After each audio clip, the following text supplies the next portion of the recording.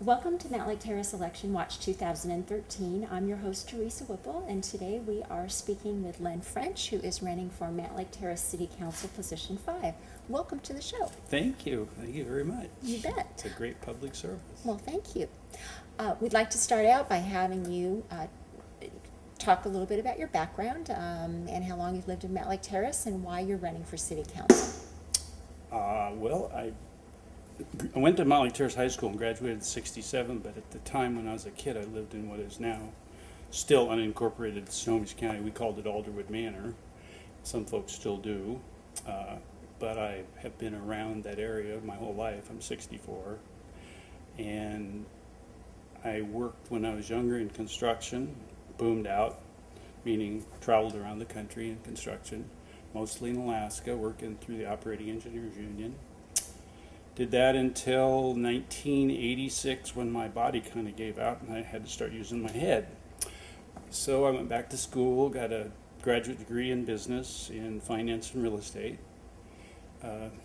Went to work, cinched up with a tie for a while, then started my own business in real estate in '94, and I've been a real estate analyst on my own since then. Let's see, in Mount Lake Terrace, I've been a Little League coach, been in the garden club, was a member of the Board of Adjustment for quite a few years, and have been an active participant in council business as an outsider for about 20 years. Mm-hmm. And what was the rest of the question? That was pretty much it. You did a Okay. fantastic job. Well, and why you're running for City Council? I'm running for City Council because I think there's a lot of folks in town who don't really have a voice on council, and I'd like to be that voice. There's quite a few people, as I'm sure you're aware since you're in charge of MountLakeTerraceNews.com, that aren't necessarily happy with the way things always go there, and we've got a relatively solid council that votes 7-0 on just about everything. Very little debate, let alone dissent, and I think there's some folks who would like to have some representation on some of their ideas and a little less groupthink. You know, it's really interesting that you would say that because I've talked to people who are in cities where the city councils don't get along and they fight all the time, and they don't like that either. So I wonder if there's a balance. Well, I don't know that. Think about it from a perspective of a Congress, or if you had 400 members and they always said the same thing, or 30 or 7 or whatever. I understand what you're saying because I can remember back in the 90s when we had some fierce council battles over some very picayune things at times, which seemed just about as senseless to me as having no debate at all. But I don't know if there's a happy medium necessarily. I just think that there's some voices in town that aren't being represented. Mm-hmm. Mm-hmm. And I remember talking with another Wanda who was running and also said similar things, that Very nice lady. She feels like there are people who don't get represented, that the people who are on the council currently have been in government for a while and kind of have a certain bent that maybe don't represent everybody else. So I think of it just a hair differently, Mm-hmm. perhaps. I mean, I don't dispute what she said, but the fact that there's very little dissent and that there seems to be a progression. You serve on the planning commission or another important group, you get recognized for thinking pretty much the same way as the insiders on the council, and you're either appointed or anointed and you're now suddenly on the council. And I just don't think that that's necessarily the correct way for government succession to work. Since about 2008, there hasn't really been any debate on this council. And it's got us where we are today, where we've had a vote 3 times and it's lost 3 times. And it's almost like they don't recognize that there are people who have another voice and they don't want to respect that. I think the only reason they haven't come back for a 4th time at a smaller number is because there's an election coming up. now, you say that, and I know that there were definitely people who were opposed to the just recently proposed Civic Center proposal. But some who are on the council would say, but gosh, we're our budget is doing well compared to other cities. We're in good financial shape. You know, at least that's what I'm hearing from folks who are in those positions. Do you have a different viewpoint on that? Would you look at that and say, well, I think they could be doing a better job of managing our money, or you know, name the issue? What are things that you think you know, should be done differently, and how would you be part of that? Well, it's hard to get a straight answer on the numbers unless you yourself, and I know I've sent you this information before, dig into the numbers. For instance, there is a payback to be made for the $1.9, now $2 million that we owe for borrowing for the interim city hall. That has to be paid back. City council has not voted on that yet. They've talked about it, it's in the budget coming up, but they haven't voted on it. I would bet that that vote won't come until after this election is settled. The way they say it is we're doing just fine, it's in the budget, but if you look at the budget and you look at the past years as we've gone down in our revenues, the only reason that that whole thing works and that that $1.9 million will not have an impact on our services that we receive today is because they're projecting that revenue is going to go up in the next 2 or 3 years by $2 million. It hasn't done that so far. And if that doesn't happen, then we've got a problem.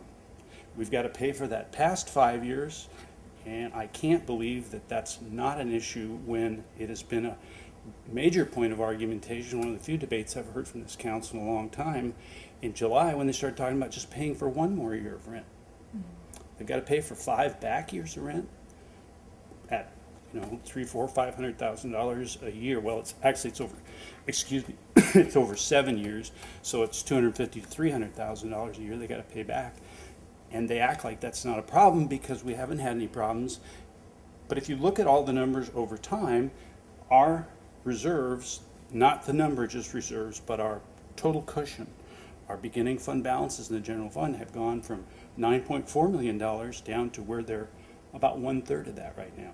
Now, the thing they call reserves is $1.7 million, and it's still $1.7 million. But if you don't look at the bigger picture, that $1.7 million concentrated in loco, just that one number, you miss the whole picture, or the bigger picture of what's going on with the budget.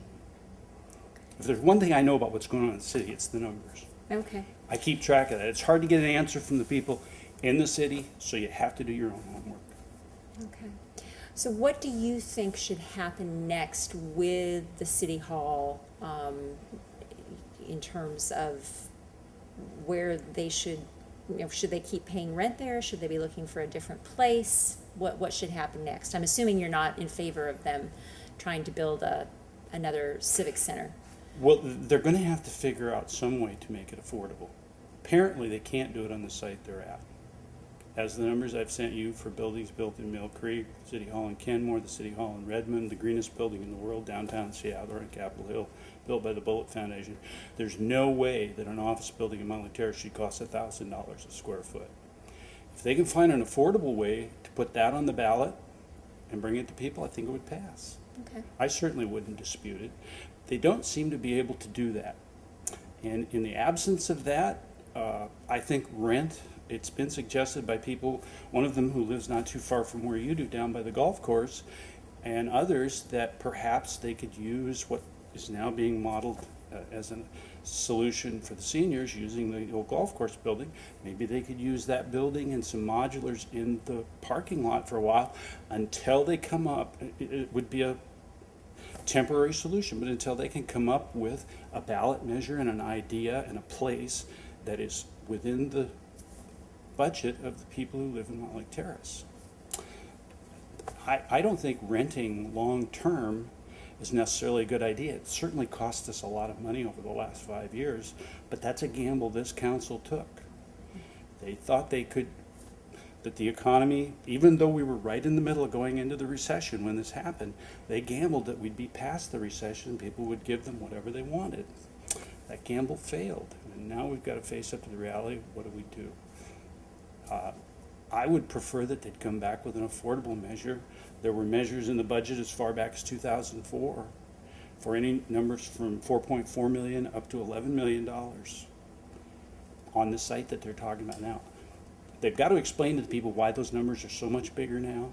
If there's no other sites available, why can't we use other sites? They've got to come and talk to people rather than just say and glorify their own ideas and say, this is what we're going to do, and you're stupid if you don't vote for us, or you can leave town.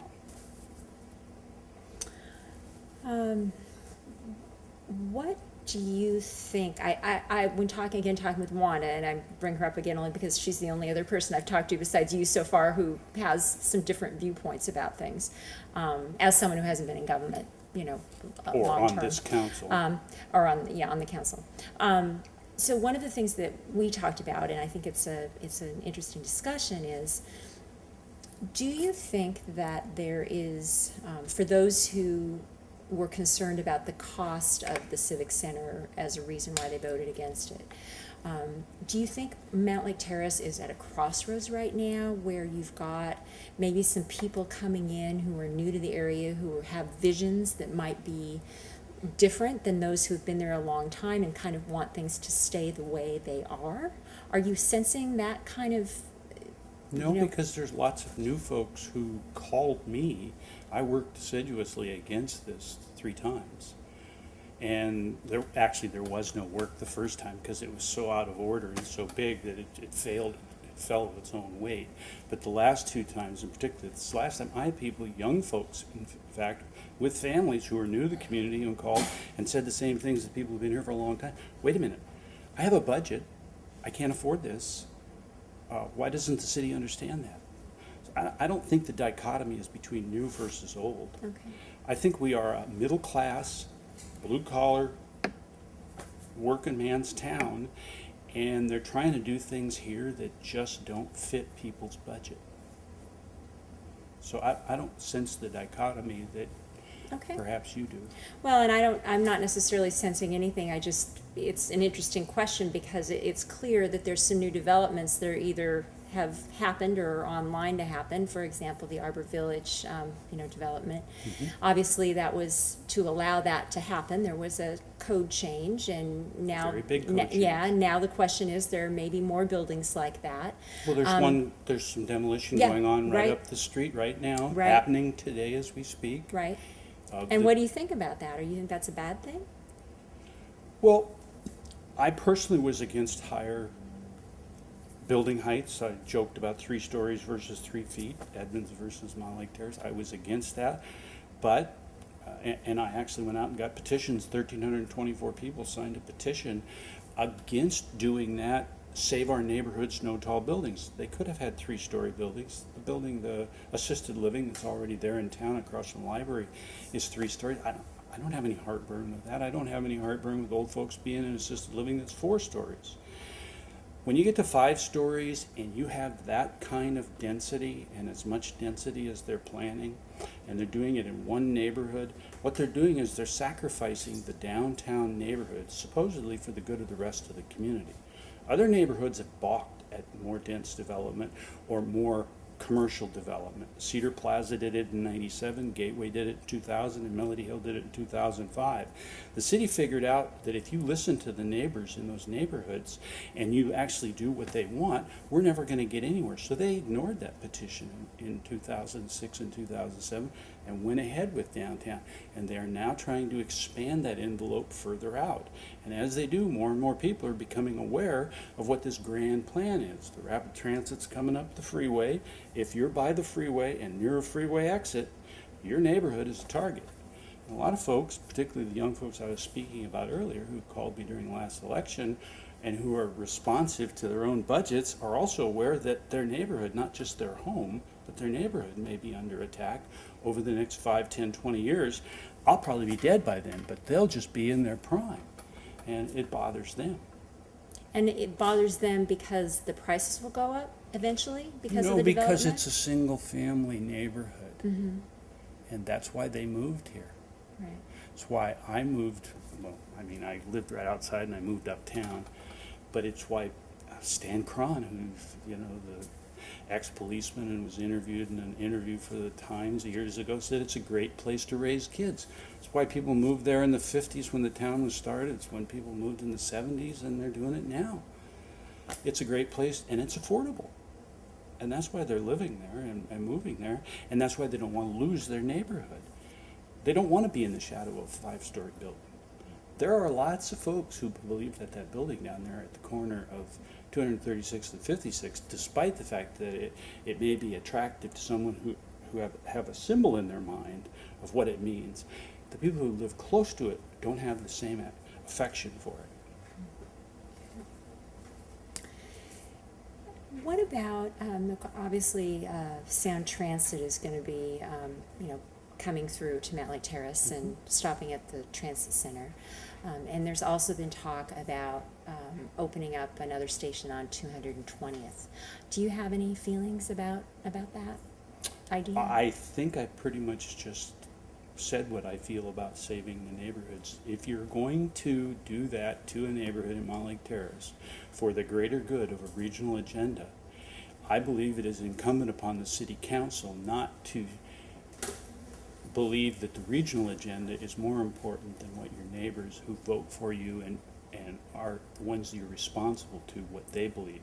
If the folks in Melody Hill and the ones on either side of the freeway at 220th, or there is no real any real population close on the other side of 236, but coming up 236 towards 56, if those people in the Gateway and in the downtown neighborhoods are fine with it, or it can be explained to them so that they feel comfortable with it, I'm fine. I'm just one individual. I don't get to rule.